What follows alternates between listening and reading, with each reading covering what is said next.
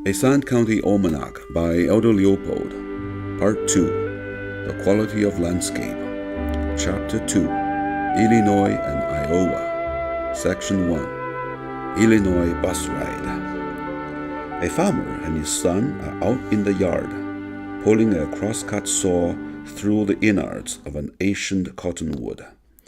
The tree is so large and so old that only a foot of blade is left to pull on. Time was when that tree was a buoy in the prairie sea. George Rogers Clark may have camped under it. Buffalo may have nooned in its shade, switching flies. Every spring it roosted fluttering pigeons. It is the best historical library short of the State College. But once a year it sheds cotton on the farmers' window screens. Of these two facts, only the second is important. The State College tells farmers that Chinese elms do not clog screens, and hence are preferable to cottonwoods.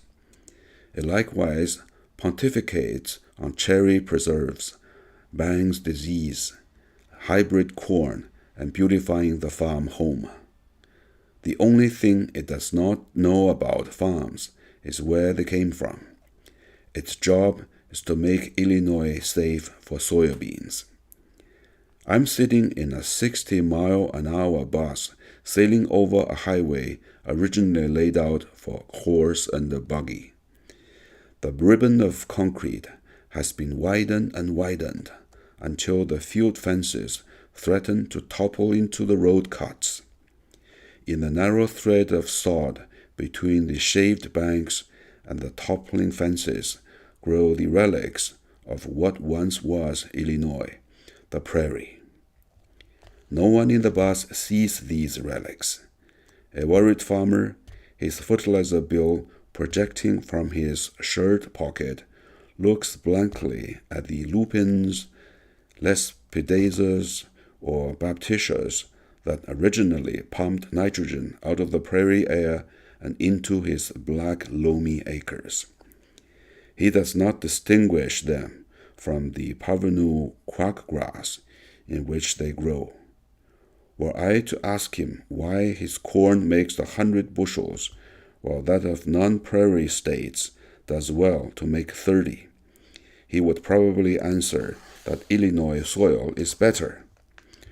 Were I to ask him the name of that white spike of pea-like flowers hugging the fence, he would shake his head. A weed, likely. A cemetery flashes by, its borders alight with prairie puccoons. There are no puccoons elsewhere.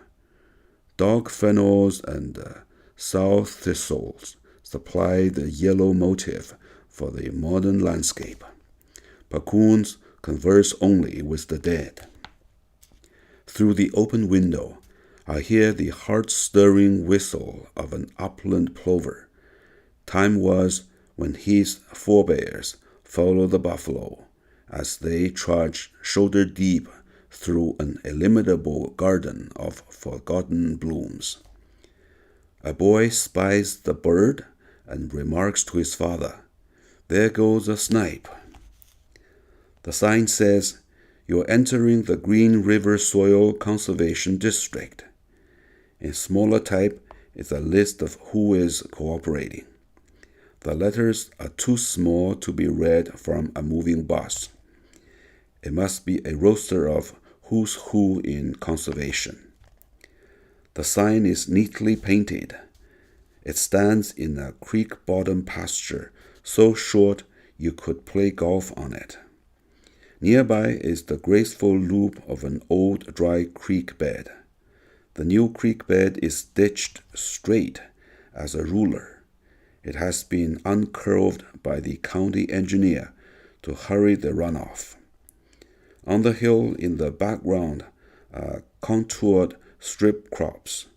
They have been curled by the erosion engineer to retard the runoff. The water must be confused by so much advice. Everything on this farm spells money in the bank.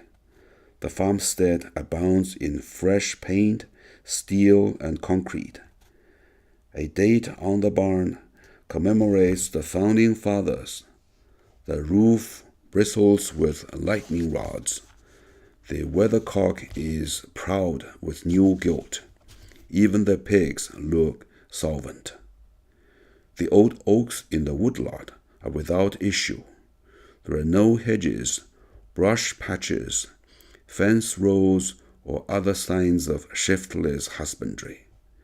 The cornfield has fat steers, but probably no quail. The fences stand on narrow ribbons of sod. Whoever plowed that close to barbed wires must have been saying, "Waste not, want not." In the creek bottom pasture, flat trash is lodged high in the bushes. The creek banks are raw. Chunks of Illinois have sloughed off and moved seaward. Patches of giant ragweed mark where freshets have thrown down the silt they could not carry. Just who is solvent? For how long? The highway stretches like a taut tape across the corn, oats, and clover fields. The bus ticks off the opulent miles. The passengers talk and talk and talk. About what? About baseball, taxes, sons-in-law, movies, motors, and funerals, but never about the heaving groundswell of Illinois that washes the windows of the speeding bus. Illinois has no genesis, no history, no shoals or deeps, no tides of life and death. To them, Illinois is only the sea on which they sail to ports unknown.